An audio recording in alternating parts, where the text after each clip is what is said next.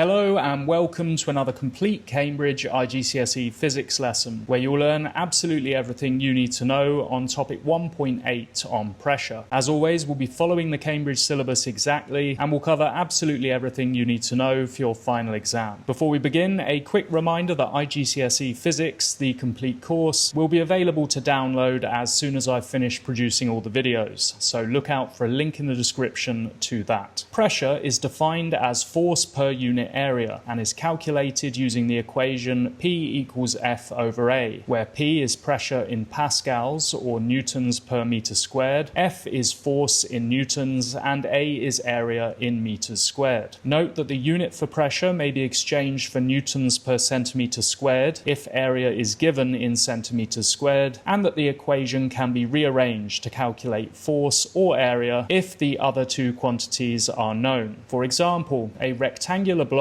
exerts a pressure of 0.46 newtons per centimeter squared on the ground. Calculate the weight of the block. So force, the weight of the block, equals pressure multiplied by area. Pressure equals 0.46 newtons per centimeter squared, and area equals 5.5 times 2 equals 11 centimeters squared. The weight of the block is therefore 0.46 times 11 equals 5.1 newtons to two significant figures. The pressure equation shows that pressure and area are inversely proportional, meaning that if a force is distributed over a large area, it will exert a small pressure, and if it's concentrated into a small area, it will exert a large pressure. This relationship has numerous everyday applications. For example, snowshoes have a large area, reducing the pressure exerted by a person's weight on the snow, stopping them from sinking. The blade of a sharp knife has an extremely small area, concentrating the applied force and generating enough pressure to slice through food. Tractors have wide tires to distribute their enormous weight over a large area, decreasing the pressure exerted on the ground and preventing them from sinking into the mud. The tip of a nail has a very small area, concentrating the force applied by the hammer, creating enough pressure to pierce the wood.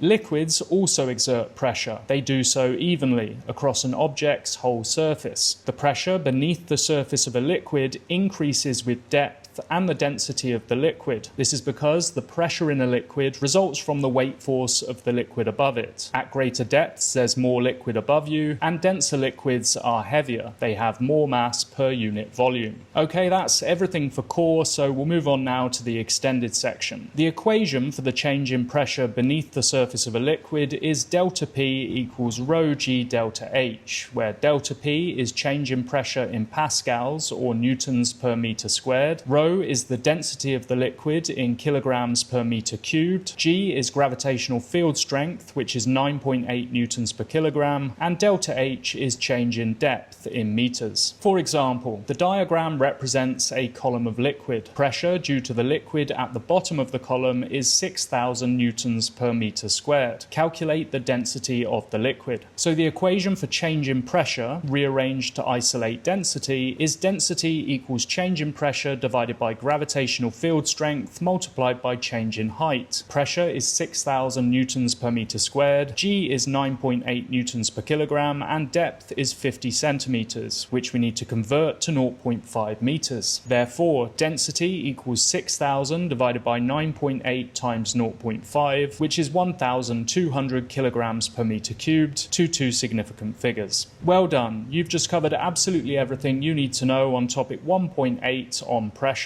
If you have any questions, leave a comment down below, and I'll see you next time for part 1 of topic 2.1 on states of matter.